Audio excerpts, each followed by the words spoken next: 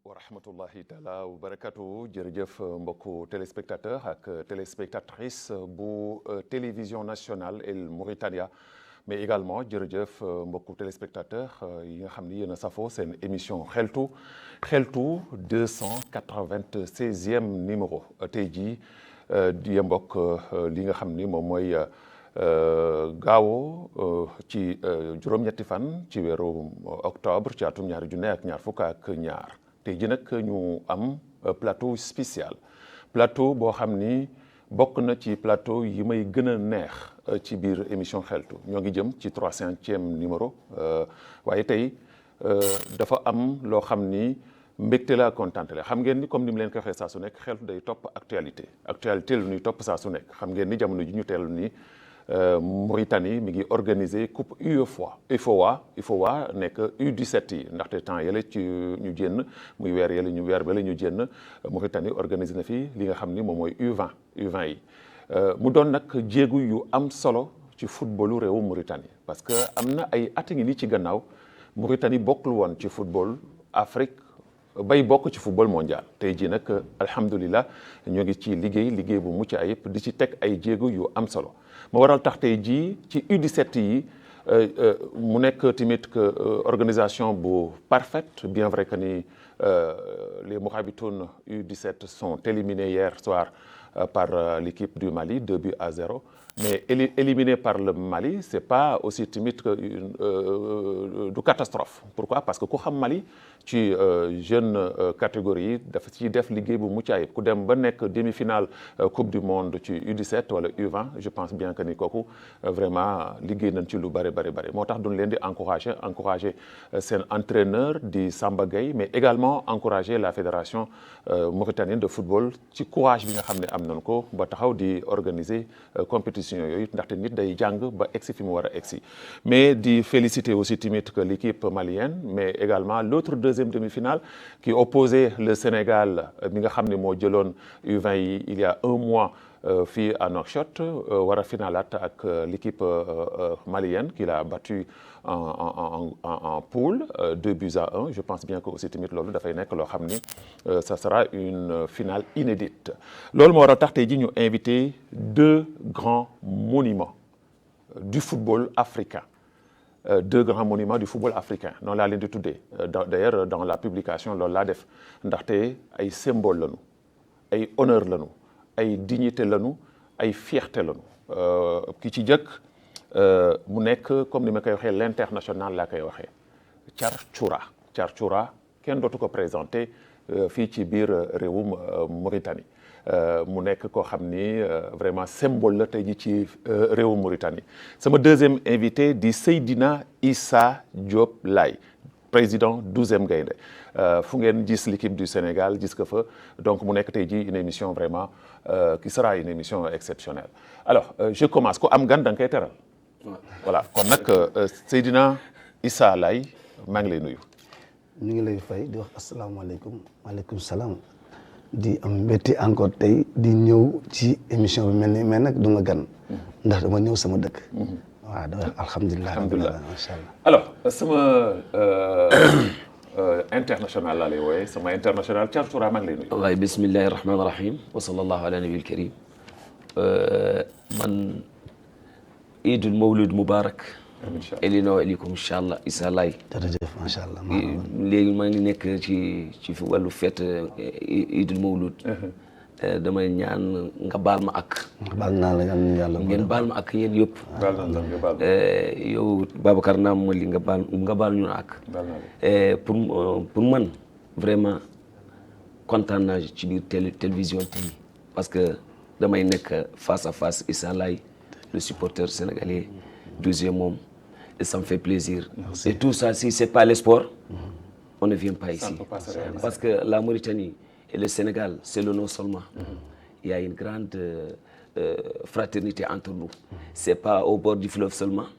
nekk Rosso Mauritanie ak Rosso Sénégal wax rek ku nekk ay waalo ñu nekk ci wàllu Mauritanie ay waalo ngu nekk foofu c'est des Mauritaniens kuy wax olof man déggula olof dëgg mais dama bëgg rek tey ma waxtaan tuuti ak wolof. Voilà, ça me fait plaisir. Voilà, parce que comme li nga ko waxee le Sénégal et la Mauritanie c'est un seul peuple et deux États, un seul peuple. Voilà, donc sur les liens de fraternité, vraiment. Voilà, donc les relations sont tellement excellentes, de telle sorte que vraiment c'est un seul peuple. Et là, su ngeen xoolee plateau bi drapeau national yi vraiment c'est exceptionnel.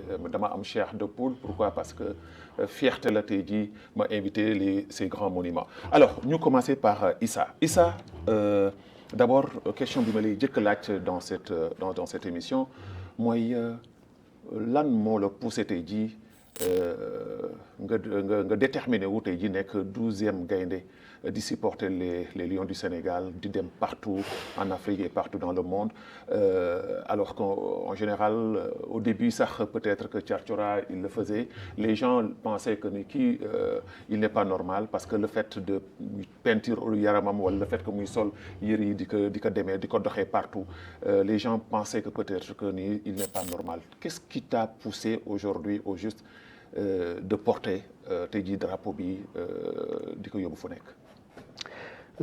Merci beaucoup Babacar.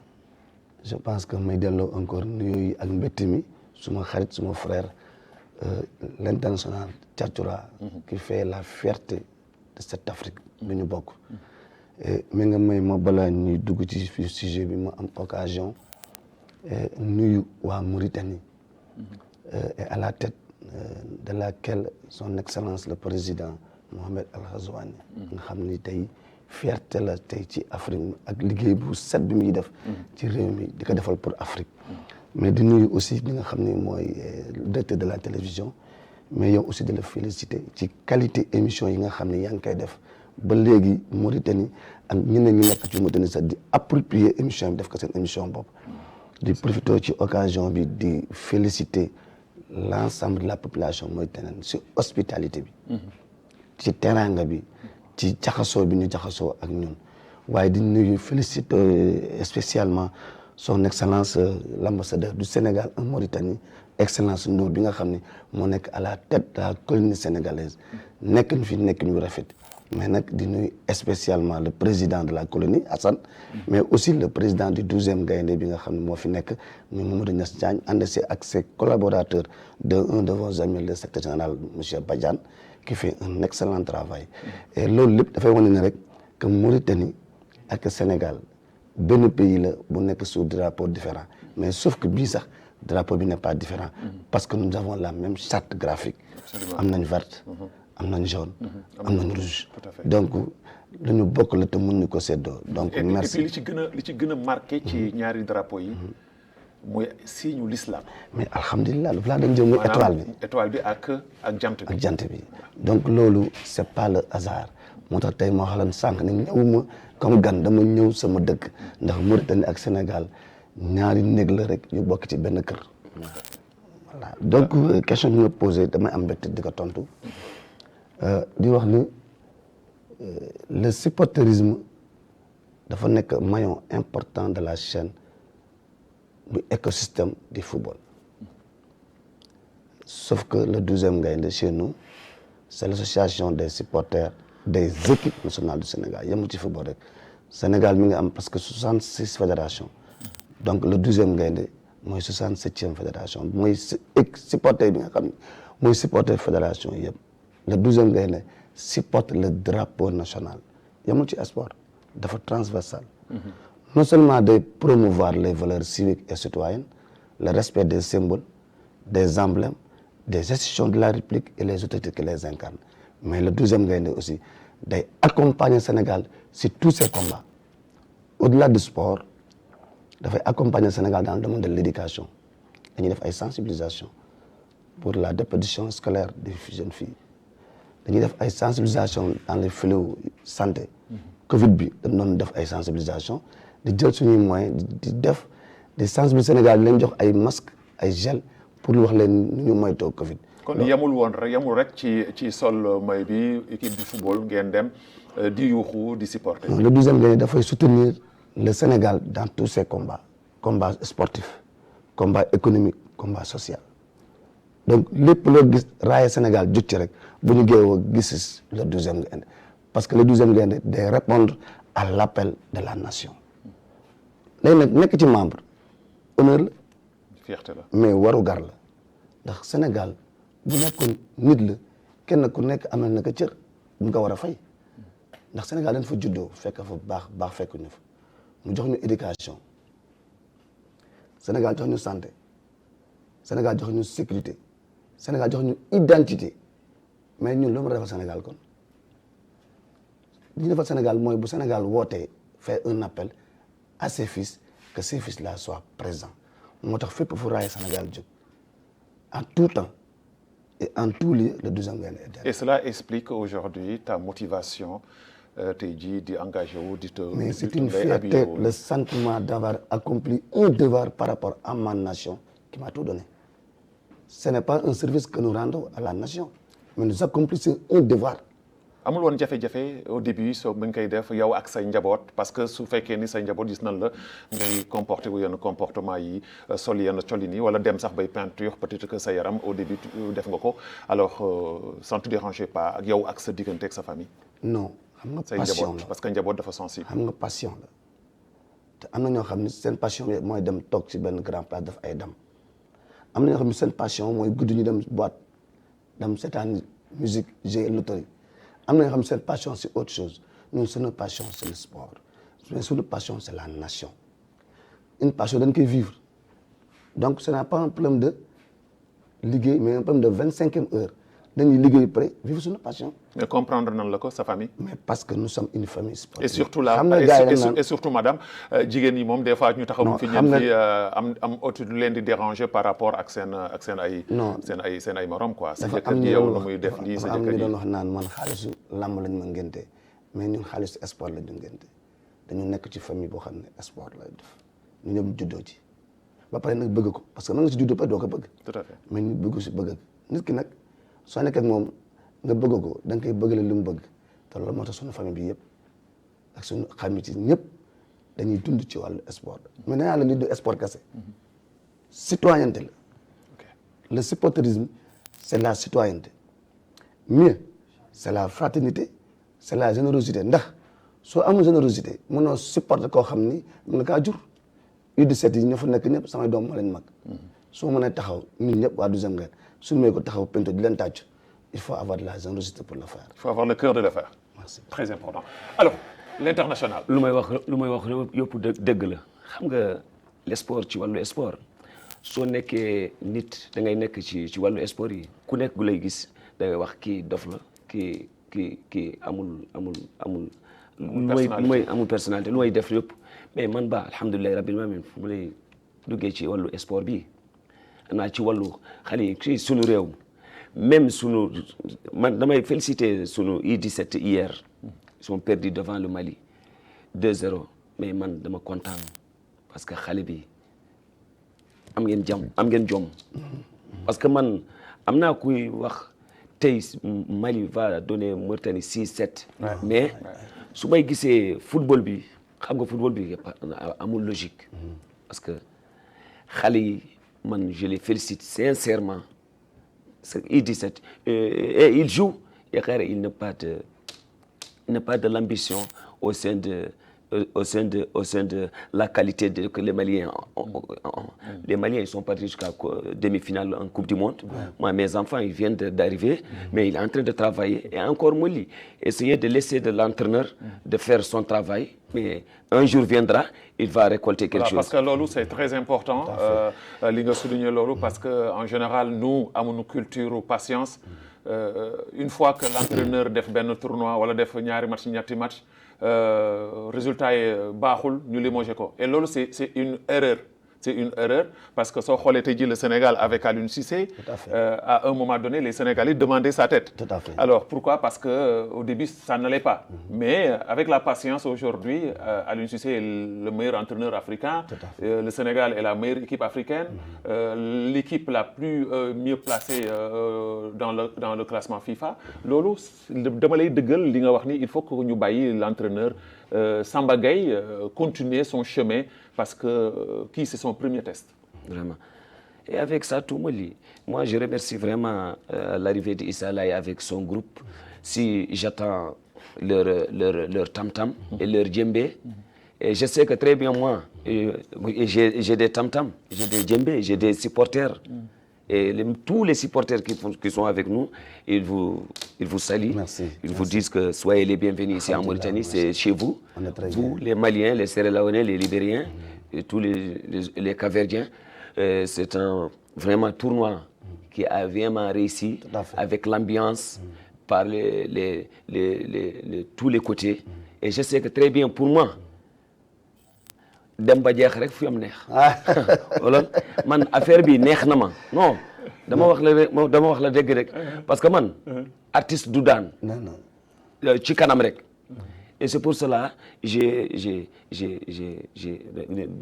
dégg naa am na ku xamul ci Thiatura tey day xam Thiatura parce que je suis en face à mon ami là parce que si je dis il y a la majorité au Sénégal ils disent que là il y a pas de Wolof. Ici il y a des Wolof, des Mauritaniens Wolof. Mais attention, je vais te dire aujourd'hui sur ce plateau pour même le dire peut-être à mon ami Issa. xëy na loolu su ma ko waxee dana ko xaw a jaaxal. Wolof yi jógee wuñu Sénégal. fii la ñu jógee. Ils ont transité l'Égypte pour venir ici en Mauritanie. jàll dem Sénégal loolu c'est très important ñu wax ko. La culture, c'est la culture. C'est la culture. Quelqu'un qui ne connaît pas sa culture, il n'ose pas parler parce que si on voit, c'est comment elle s'appelle, l'ancienne Wolof qui s'appelle Djembet Mbodj. Et ça, si vous voyez sur notre culture au niveau de rive de Walo Walo, Wolof am na fii. am na ay walo kuy nekk fii ku am fulla ak fayda. Et c'est pour moi man dama kontaan su may nekkee fii ak yéen moo wax Mbay Jalala ku mooy Mbay Jalala man indi naa Mbay Jalala ci pël yi ci suñu frère alpulaar yi ñun am naa fii naar ma wax la Hijil Jagara wul maa yëpp xëy na raay na jëy na ma chanté ci wolof yi mbay ci wolof yi gis naa si yow lu ma wóor jàpp naa la dootuma la bay kooku olof la ma chanté Mbay Jalala Jalla kooku pulaar la dégg nga ak sunu mbokk sarkule soninke maremu soninko lemu ça c'est ça tous la Mauritanie et c'est la fierté. Si on reste devant la pelouse derrière notre équipe nationale on le supporte convenablement parce que dañu ànd duñu am ci mbett parce que sunu équipe la gagner sunu équipe la perdre sunu équipe la. Mais président, je voulais vous mettre à l'aise. wala supporterisme du affaire ñàkk fayda. mën nga dégg ancien président ancien joueur mais doo dégg ancien supporter. Le supporter il est né supporter jusqu'à la fin de sa vie. Et mieux lu ñuy def dama la jox exemple le 12e Gaïndé xam nga kan moo créé 12e Gaïndé en 92. D'ailleurs sax maa ngi plutôt sur plateau bi pour jaale El Hadj Daouda Faye bi nga xam ne moo nekkoon président CNG football après nekkoon président comité d'organisation Sénégal 92 mu génn àdduna. ñu leen koy jaale bu baax a baax sunu borom yàlla na ko yàlla teeroon jégal ak yàlla. incha allah xam nga kan moo créé li ñuy def 12e Gaïndé ku ñuy wax Serigne Mbaye Thiam. actuellement ne mooy ministre de l'eau et de l'assainissement. Pour le 12e Gaïndé ce n'est pas affaire de gens qui n'ont rien à faire.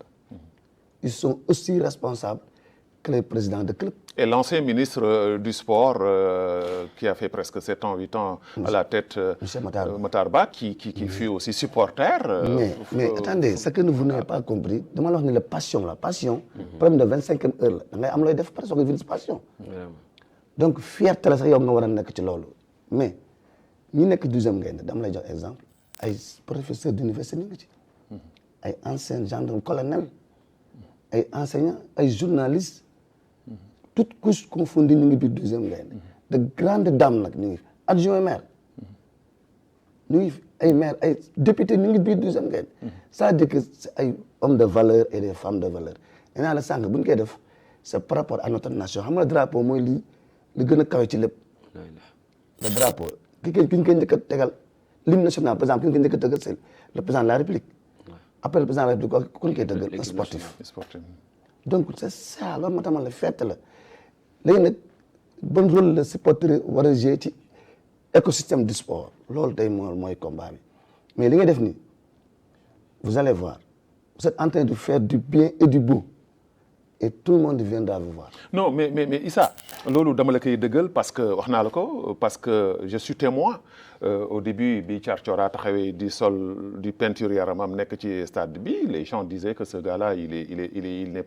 pas normal mais à un niveau dem na ba nga xam ne tey jii il a créé il faut le parce que tey jii quand je ma koy invité tey jii ci plateau bi c'est pour lui rendre un hommage parce que dafa def maanaam ci boppu Mauritaniens yi xamal leen ni leen ce drapeau que je porte dafa am symbole la dafa am lu mu signifier alors loolu tey jii moo waral tax tey jii xale yu bëri tey fekk si ko si ba ñëpp comprendre que ni li Thiar Thiora doon def doon ay fo.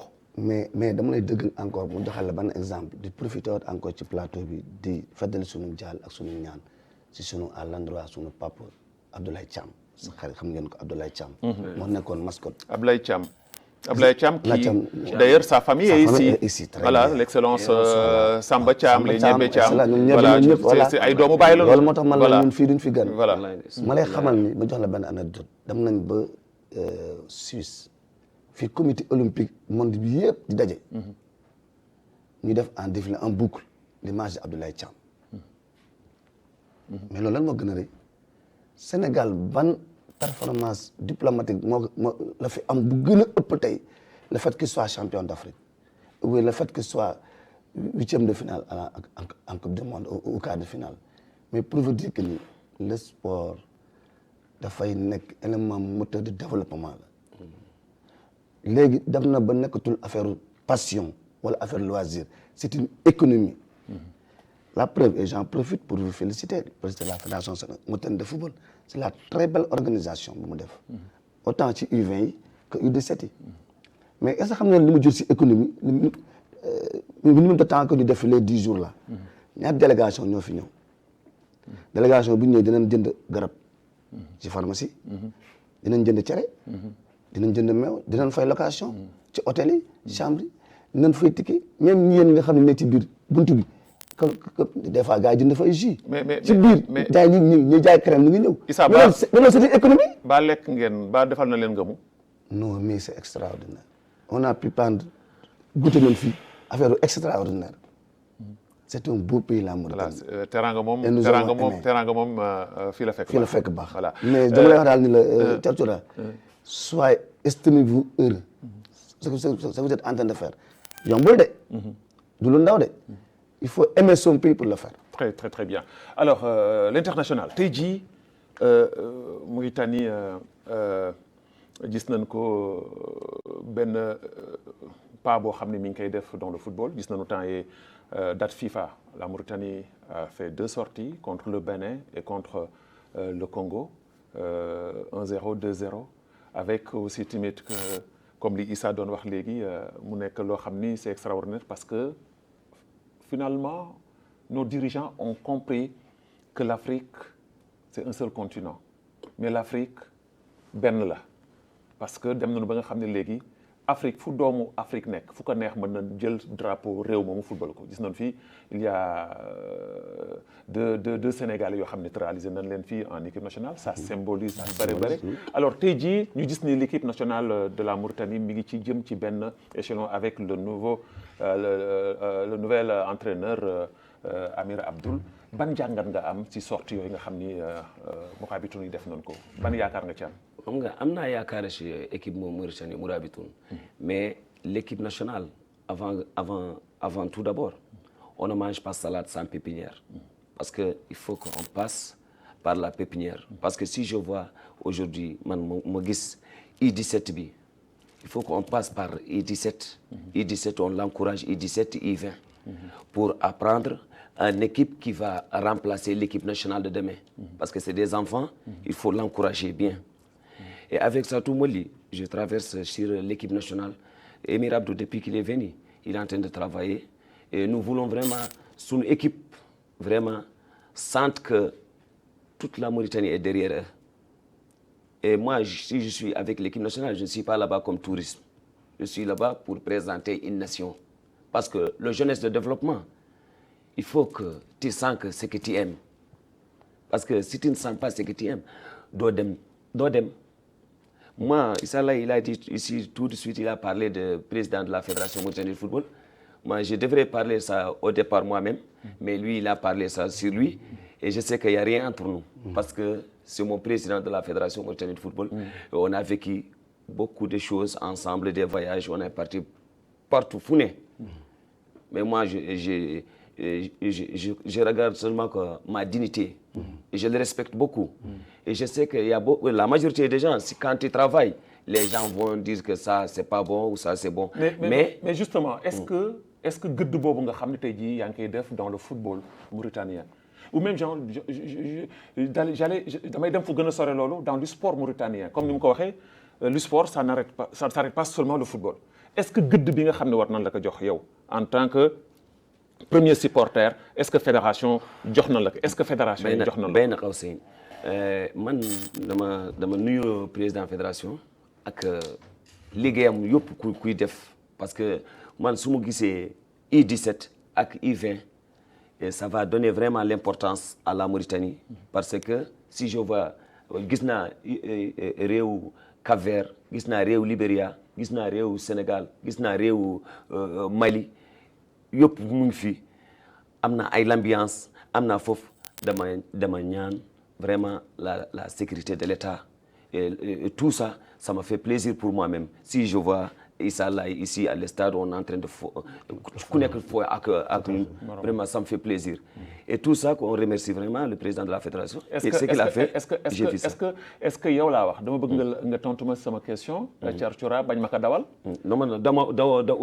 bëgg nga wax ma est-ce que Thiartioura gëdd bi ñu koy jox bi ñu ko war a jox ci fii xeltu la lu fi ñëw day leer est-ce que gëdd bi ñu la war a jox nan la ko wala joxunu la ko parce que ñun lu ñu tardel ñun en Afrique mooy masla ça veut dire que ay raay rafetal est-ce que jox na la sa gëdd wala joxunu la ko xam nga l'équipe nationale man dem naa ak l'équipe nationale fu ne pour man kontaan naa Thiartioura mu nekk ci wetu l'équipe nationale ça me suffit au sein de notre football la base que notre football ñun dañu sereet fu ñu jógee benn xaw seen dañu sereet fu ñu jógee xaaral ñun dembul suñu football demul kuy nekk développement ku ngeen nekk Issa Laye fu ngeen nekk l'équipe Sénégal aujourd'hui il y a une grande différence mais on est en train de venir et avec ça tout ça moi je vais trouver moi-même tout ce que je mais man du ma gedd sama équipe kii sama équipe la mais doo gedd sa équipe mais cër bi da nga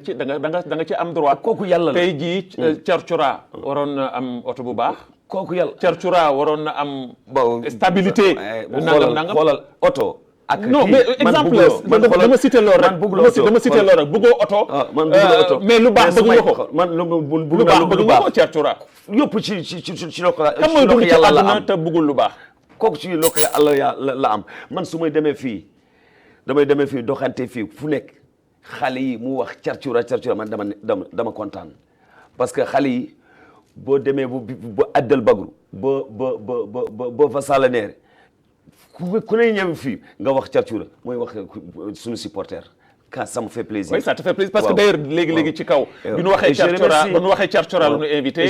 plaisir la def si ñoom. Et je remercie vraiment l'équipe ce que tu as dit l'équipe nationale A. L'équipe nationale A ils ont fait un très bon match contre le Bénin. Ils ont fait un très bon match contre le Congo. Et ça c'est des matchs d'entraînement. Il faut savoir le match d'entraînement. Et le match international, c'est pas la même chose. Il y a une grande différence. Mais avec ça tout, c'est pour seulement limiter les équipes. Nous ne sommes pas des entraîneurs, gars. Nous sommes des supporters seulement. Man, tu vois, man supporter là. Man du entraîneur. Mais hier, U17, le meilleur senti sous mon match hier, le meilleur joueur, mon gardien de but. C'est pas que le joueur sénégalais, c'est pas le joueur malien qui l'ont donné le meilleur joueur, le homme du match. Homme du match, c'est le gardien de but de la Mauritanie. Mais si vous partagez les consignes, il faut partager avec nous. Parce que moi, j'ai vu le match depuis qu'il a commencé jusqu'au là. Et j'ai compris que l'homme du match, c'est le gardien mauritanien. Parce que les Maliens, ils frappent lointain. Et lui, il prend des parades que les joueurs maliens n'ont pas fait ça. Très bien. Très bien. Alors, Issa dañuy dugg ci benn aspect boo xam ni dama la koy laaj parce que ça me tient vraiment à cœur mooy Issa Laye dañ ko mas a texé que pro Makhtar Ba la xaritu Makhtar Ba la am na fu ngeen jaar alors bi ñu ko dindee defu la choc yow parce que lu ñuy wax ni Issa ku jógee Makhtar Ba la.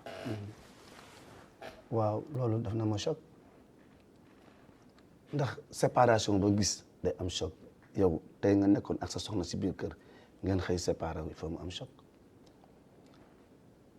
ku xam Makhtar Ba ancien ministre des sports xam implication ci développement du sport sénégalais ak rôle bi mu doon jouer sa classe son sens de management anticipatif yi mu doon def sens de l'écoute et du dialogue ma nekkoon un de ses proches collaborateurs mais en ma qualité de président du 12e Gaïndé tantôt maa ngi la wax léegi le 12e Gaïndé il soutient le Sénégal dans tous ses combats il soutient les institutions de la République ministre Makhtar Ba c'est une institution en tant que ministre du sport maintenant le fait qu'il ne soit plus ministre ça ne gâte en rien suñu relation. mais est-ce que yaakaaroon ni. carrément gën ouais allez-y. mais l'association 12e Gaïndé du moom mooy choisir ministre ñun mosuñu contester wala commenter le choix de l'entraîneur Aliou Cissé parce que la responsabilité lui incombe léegi nag dans le même ordre d'idée son excellence le président Macky Sall le premier 12e Gaïndé moom la ñu fal comme président de la République mu am pouvoir de nommer ay décisions pour les civils et les militaires il a jugé que Makhtar Ba ma jàppale na ko ci liggéey bi fii la war a yem. fii la war a yem am na feneen fu mu ko war a yóbbu te ñu ko ñaanu mu yóbbu ko feneen fu gën a kawe kooku décision boobu amuñu commentaire. mais est-ce que yaakaaroon ni dafa échoué ci benn côté par exemple dama lay jox benn exemple bu gàtt quand j'ai vu ces images-là ça m'a un peu choqué par exemple les stades de Maître Abdoulaye Wade su ñu demee bay wax ni taw nawet bi fi jàll moom moo dem ba yàq gazon bi ba d'ailleurs un certain Ablaye Dieng je ne sais pas qui dem bay wax ni dafay porter plainte pourquoi parce que dafa am ñoo xam ne jox nañ leen marché yi jox nañ leen contrat yi alors que doomu Sénégal yu capable ñoo ngi fi te defuñu loolu est-ce que loolu bokkul aussi tamit que wala yenn erreur technique yi nga xam ni def na ko moo tax mu ñàkk postam parce que su fekkee ni politique la am na fu lu mu représenté ci goxam.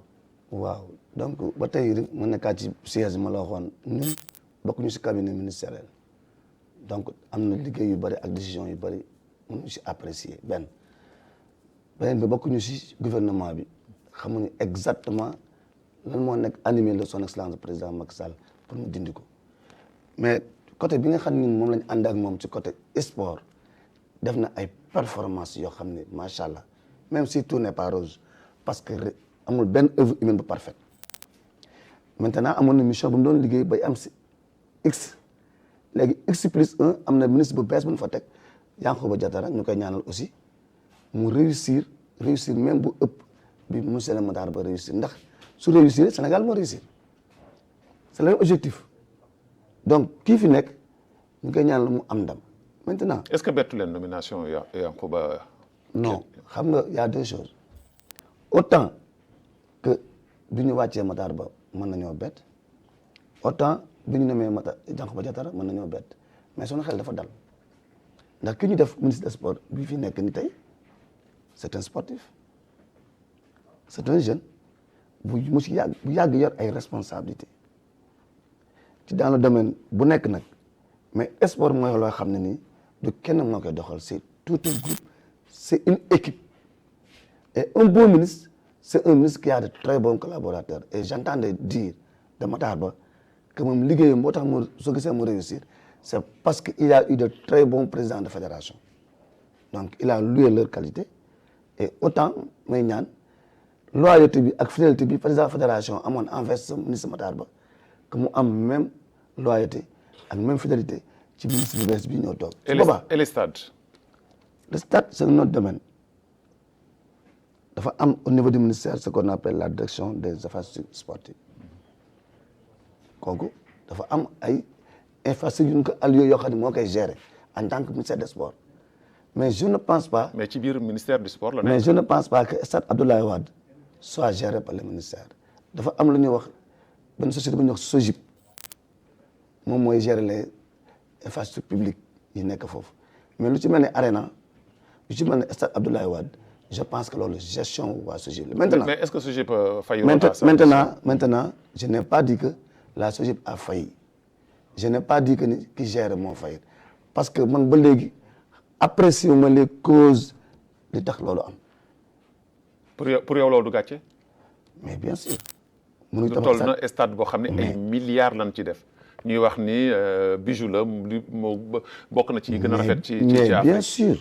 loolu amul ay weer. loolu naqari nag képp kuy sénégalais même ku nekkul Sénégal déjà yow yaa ngi koy wax nii parce que d'abord dañuy louer initiative yi nga xam ne ak clairvoyance bi son excellence le président Macky Sall le premier 12e ngay da am ba tabaxal na infrastructure bu mel noonu xam nga fa la ko jëlee.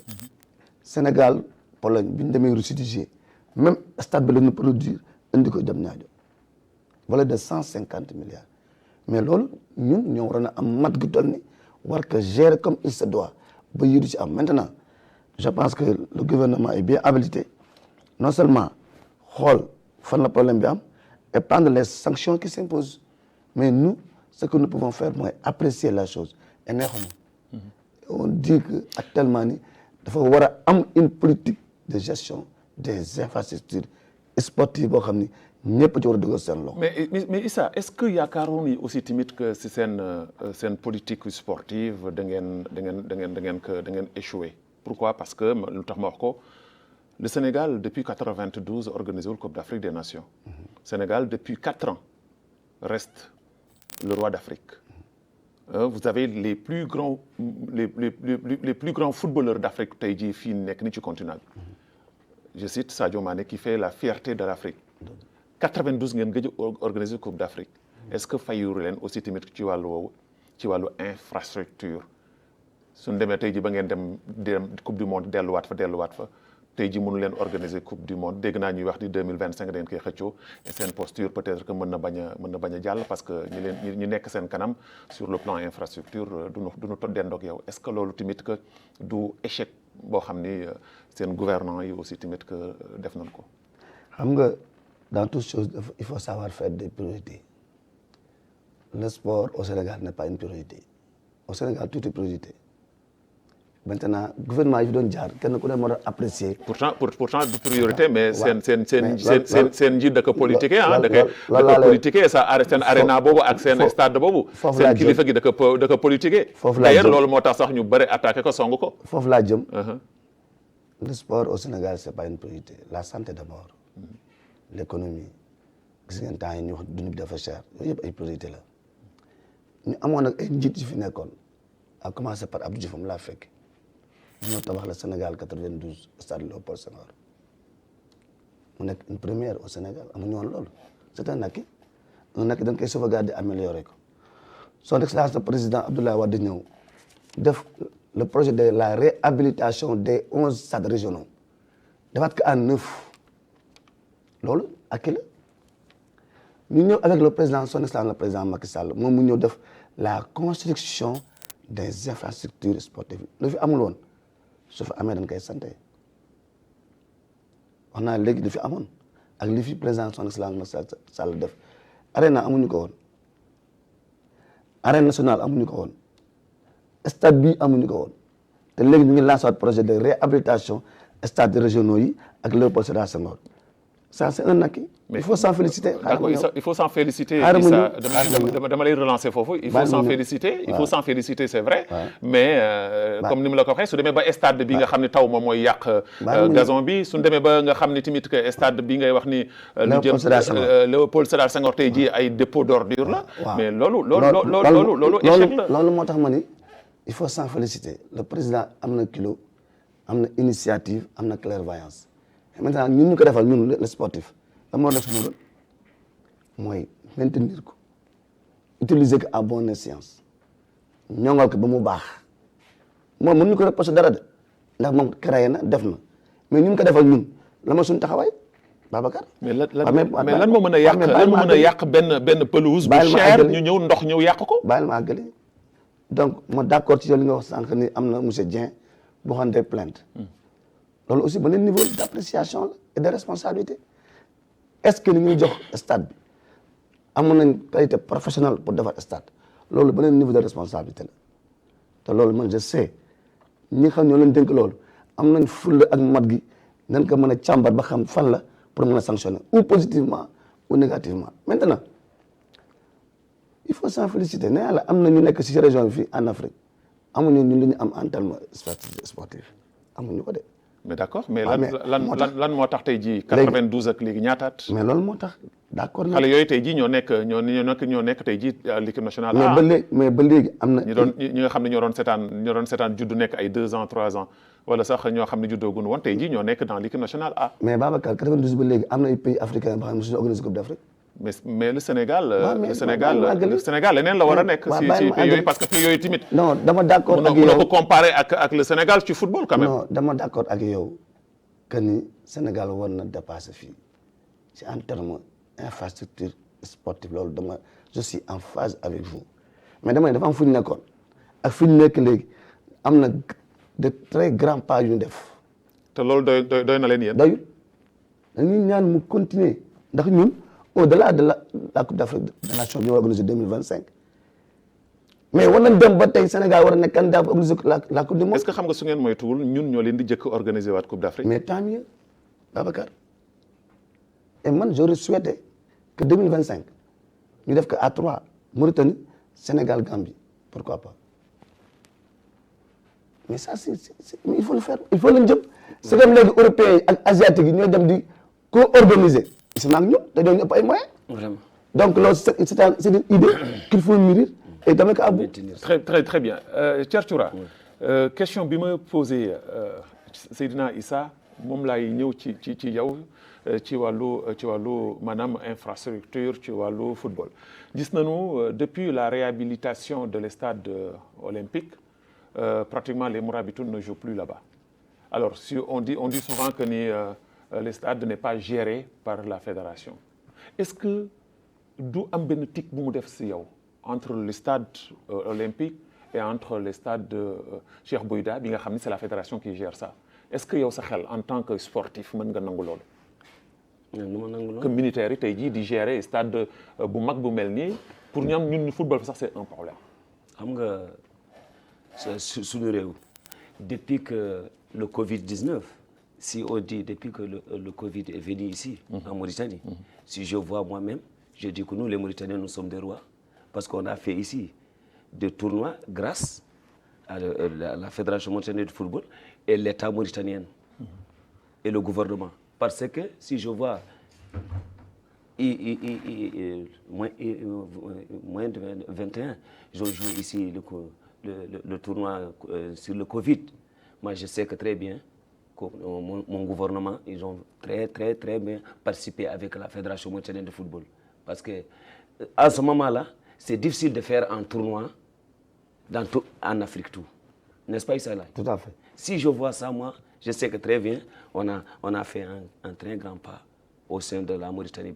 Parce que nous, les gens qui disent qu'on n'a pas évolué au sein du football en Afrique, je sais qu'on est en train de venir pas à pas. Parce que si je voyais maintenant, je trouve avec des Africains qui sont partis en Coupe du Monde, qui sont partis en Coupe d'Afrique, et si je joue avec eux aujourd'hui, je n'ai pas de complexe. Tout à fait. Je joue avec eux jusqu'au bout.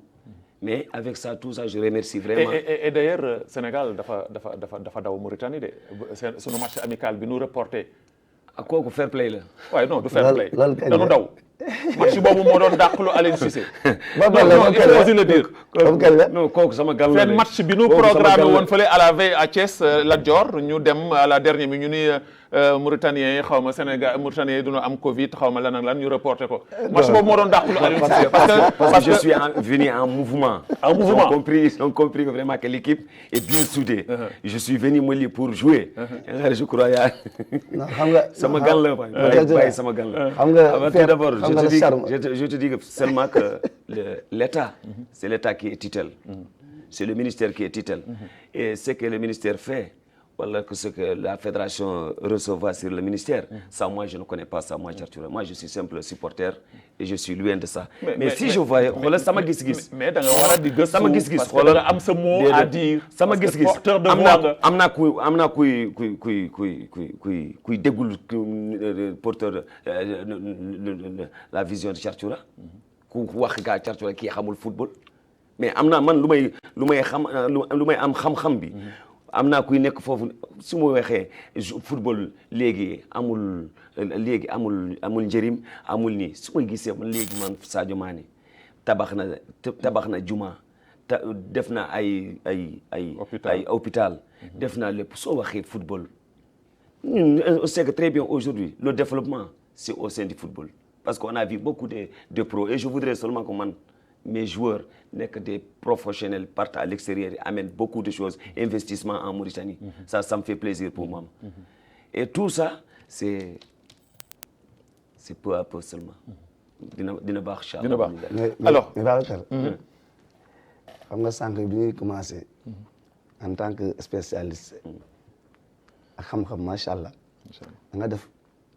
nga établir le ranking mondial.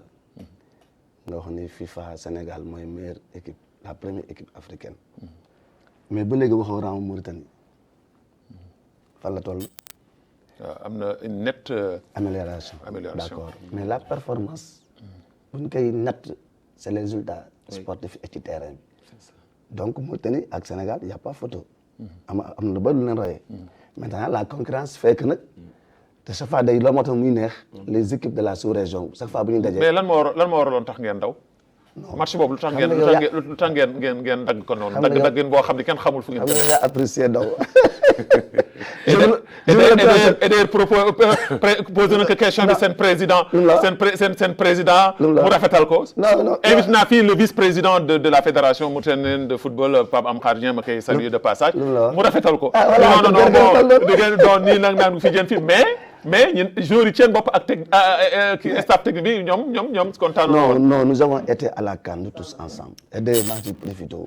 Thiatou Touré di féliciter geste bi nga xam ne booba supporter mauritanien ak l'ensemble des supporters mauritanien fi ñu nekkoon Égypte sori woon na ak fi Mauritanie nekkoon mais chaque fois Mauritanie bu daan Sénégal bu daan jouer dañ daan ñëw jëndal ñu ndox ànd ak ñun ci stade bi supporter ñu ñibbiwaat. mais loolu c'est un geste boo xam ne Sénégal ba léegi ñu koy waxtaanee. kooku c'est mais loolu dafa rafet. ci diggante moo tax man la Sénégal mooy tamit soo leen bëggee xool seen performance jarul débat jarul invité kenn mais da ngay xool rek ranking mondial. parce que mënoo fekk ñetti fas di rawante premier bi raw ngay deuxième bi dàq daw. loolu amul fenn. donc le Sénégal reste depuis 37 wala 38 mois meilleure équipe africaine. Et c'est l'équipe à battre. Maintenant, c'est la Mauritanie qui a intérêt à jouer contre le Sénégal. Mais est-ce que vous êtes prêts aujourd'hui à rencontrer la Mauritanie? Mais un match amical dafay am but. Vraiment. Match amical day am but. léegi ñun bu ñu war a jouer contre la Mauritanie qu'est-ce qu'on attend de ce match-là? parce que ñun bu ñu dem Coupe du Monde ñu am poule de match ñu am poule bu ñu jouer ak Pays-Bas ak Qatar ak Équateur. foofu du ngeen soxla Mauritanie. non franchement. Ouais. Donc du ngeen soxla Mauritanie. Voilà alors Issa damay ñëw ci benn question boo xam ni amal na ma solo lool mooy yéen 12e gaynde yi yow yaay président bi tey alors on dit souvent que ni 12e gaynde bi fédération bi wala ministère bi dañ leen di financer dañ leen jox xaalis alors am ngeen seen structure bien organisée mais damay faral di dégg souvent que ni.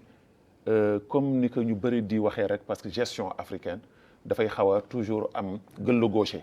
Est-ce que liñ leen di faral di wax souvent que ni des fois ñu jox leen xaalis bi am ñenn ñoo xam ne dañ koy lekk wala am ñoo xam ne dañ ci profité am ñoo xam ne dañuy frustré wu nan ngeen di dundee loolu yéen. waaw d'abord dama lay remercier ci question boobu mais aussi nga may ñu si profité occasion bi di remercier ñi nga xam ne ñoo ñuy jàppale suñu partenaire. Parce que l'État du Sénégal, c'est le premier bailleur du sport sénégalais. J'ai bien dit, premier bailleur du sport sénégalais. Quand je parle du sport sénégalais, mooy écosystème bi yëpp. Donc fédération yëpp fédération Sénégal état moo leen di accompagner ñoom toutes quelles sont donc accompagnement état ci fédération bu dee dafa légal est-ce que accompagnement état ci 12e Gaïndé dafa illégal wala dafa illégitime je ne pense pas association 12e Gaïndé association la boo xam ne d'utilité publique la 12e association état bi di ko jàppale di ko subventionné di ko accompagner sur le plan institutionnel et sur le plan financier loolu c'est normal. c'est normal mais est-ce que maintenant est-ce que mi ngi jaar fi mu war a jaar. mais bien sûr xam nga état am na tous les canaux pour surveiller xaalisam fu muy dugg. mas na leen auditer. mais bien sûr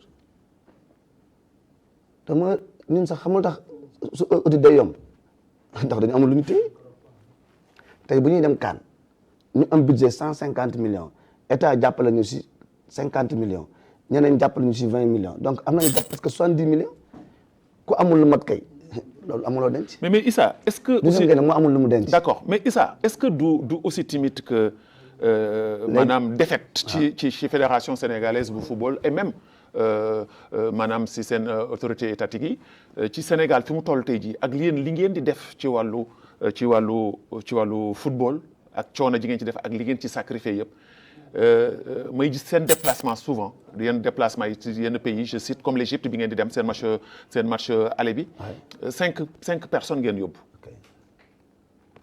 alors que tey jii Égypte bu muy ñëw Dakar ñaari Boeing lanu indi. est-ce que loolu du aussi timide que lenteur ak maanaam benn défaite boo xam ni wala benn échec boo xam ni seen autorités yi nga xam ni ñoom ñoo ŋànk football bi wala ñoo ŋànk sport bi doon koy def. waaw loolu dama sawar pour tontu la encore que 12e Gaïndé à défaut d'avoir les moyens de sa politique il applique la politique de ses moyens dama ni am nañ lépp lu ñu yor motul moo tax ñu xool lu ñu yor ñu si demee marché il nous arrive des fois ñu war a yóbbu 400 personnes duñu am les moyens de le faire.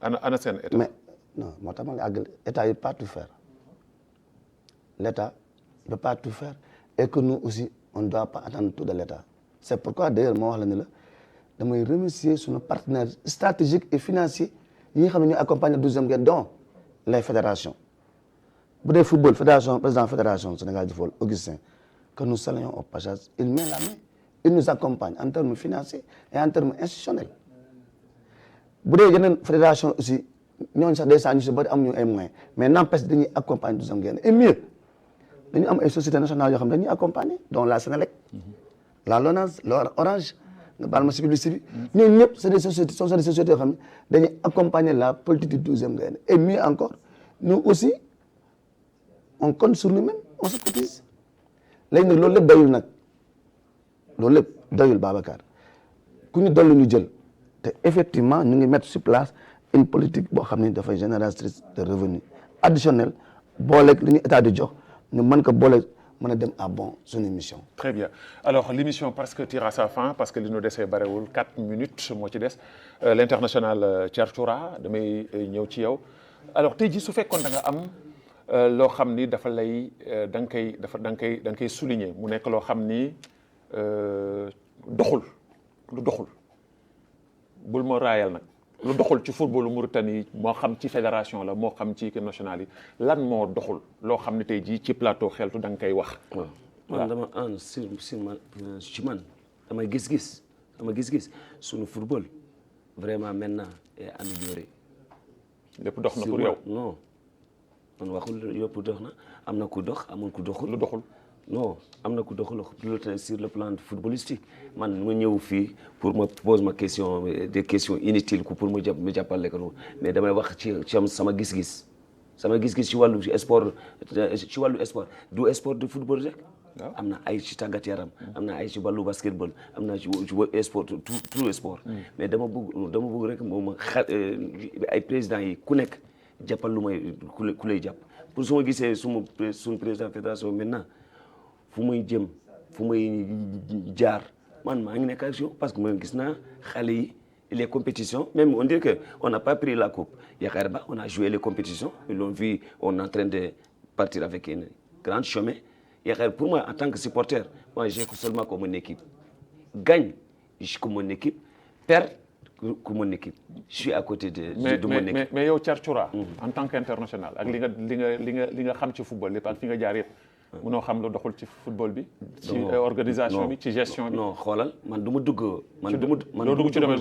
dugg ci domaine boobu parce que man xam naa foofu président fédération mais Thiarthoura am nga sa baat nag am nga loo war a wax nag ñun am na suñu président fédération Mauritanie de football ku lay def ñun dina nekk si gannaaw ci suñu président fédération. lu mu def rek baax na ci yéen. non dégguma ko di parce que dama wax dégg man su may amee sama président du président des supporters autonome moi je pouvais parler mais man nekkutoo foofu man may supporter am naa ay ak suñu supporter yëpp mais xamul na Thiarthoura kii mooy premier supporter la mais damay am. ay suñu njaboot suñu doomu Mauritanie yëpp ku nekk daf bëgg nekkat supporter kooku laa bëgg man su may gisee man maa ngi nekk boggee wala maa ngi nekk kiifa wala maa ngi nekk ak juge mu nekk ak xale yi mu fooree ak xale yi tout ça c'est pour donner l'ambition de la génération pour le développement moi je ne suis pas Thiarthoura part comme ça parce que mes enfants c'est mes enfants c'est moi qui connais le milieu yaakaar mu li c'est que tu es en train de me demander man du ma dugg foofu dama wax dëgg rek. doo dugg foofu non déedéet nga baal ma ak non amul ak. waaye dama bëggoon xam rek. dama xel la ka Thiarthoura amul benn problème. Thiarthoura daal bañ na Ahmed Yahya Mereka. bañ na fédération Mereka. non comprendre mu di. non j'ai compris après damay respecté après man dama invité yow samedi. C'est samedi. Aujourd'hui, c'est samedi. Dimanche. Dimanche, n'est-ce pas, c'est le 9. C'est le Sénégal et le Mali. Finale. Nous voulons seulement que le final reste comme finale en tant que de fraternité. Et après, dimanche, lundi, on a un tournoi, le ministère. Mais est-ce que Issa, foofu tey jii yéen en tant que les deux présidents tey jii des supporters est-ce que tey jii du woon nekk benn affaire bu rafet. waaw au lieu que ñuy séparer tribune yi des deux côtés mu nekk benn tribune Sénégal ak Sénégal ak Mauritanie yëpp jaxase ko su fekkee ni tey jii football dafay am jaxase ko mu nekk benn tribune loolu dafa am lu muy symboliser. waaw mais je pense que loolu mos na fi am Sénégal Mauritanie Cameroun bi ñuy joué. le 12e gaynde local dem na jàppale ji les supporters mauritaniens. Même démb Sénégalais ils sont là tous les Sénégalais qui sont là les supporters de la Mauritanie. étaient là ñu fa la nekk ba fin du match. Voilà. Mais c'est ça le football aussi il faut qu'il y ait des adversaires. Très bien alors c'est tellement que émission bi dafa am solo ba tax na li nu may ci waxtu 1 heure de temps la jeex na takk léegi Issa. dama lay bàyyi rek nga tàggoo ak mbokku Mauritanie. waaw mbokku Mauritanie ñu joxe waat daje incha allah ci yeneen rencontre. tàggoo budul tàggoo ndax am nañu mbégte trop nekk fii ci dëkk bi ndax boobu ba léegi. ñu ngi gis hospitalité bi nga xam ne Mauritanie am nañu ko envers le Sénégalais.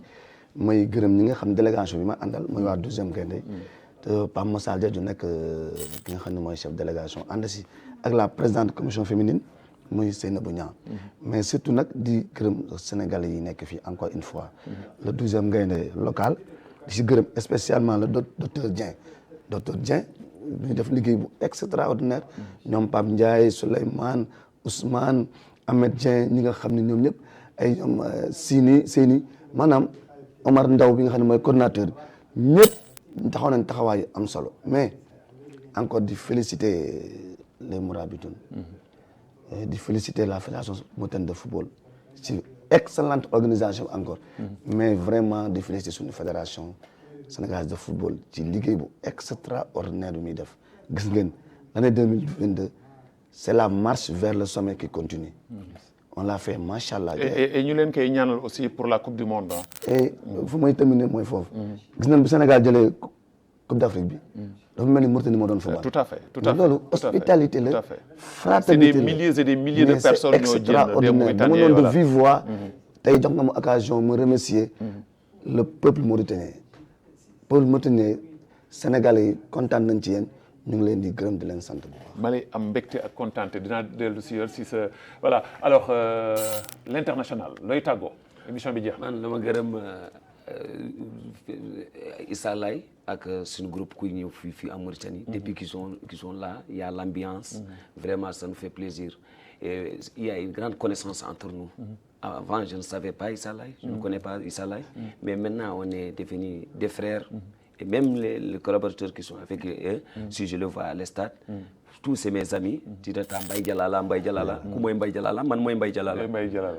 Affaire bi. waaw mais noo ma koy wéyalee. non noo ma koy wéyalee. Voilà, affaire bi. soo bëggee affaire bi da ngay am sa jom su mu demee coupe arabe au Qatar. man am naa ku may woy. Il y a des gens qui croyaient que kii dof la wala kii. mais les Qatariens ils ont pris Mbaye Jalala. Mbaye Jalala may ma ko. Mbaye Jalala Jalla Mbaye Jalala Jalla Mbaye Jalala Jalla Mbaye ooy Mbaye Mbaye Jalala Jalla Mbaye. Maintenant si tu rentres à Dakar maintenant je suis plus populaire que Laye. non waxaat ko li dafa neex. dafa neex.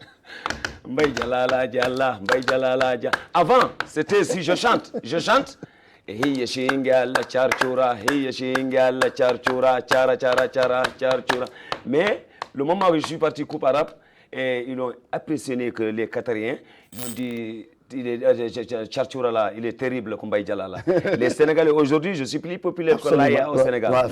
Quand tu parles là-bas tu demandes qui est Mbaye Jalala mu wax la que Mbaye Jalala est-ce que Mbaye Jalala qui guerrier la wala qui c'est un grand joueur. Je dis que vous ne connaissez pas Mbaye Jalala mais il y a une histoire qui est là-bas. Moi, tout ce que je chante, c'est pas mes chansons, mais c'est la chanson, la culture. Parce que yow soo xamul sa culture. doo dem fenn. Très bien. Vraiment, c'est un vraiment immense plaisir d'avoir sur mon plateau le 296e numéro ces deux monuments du football maanaam africain.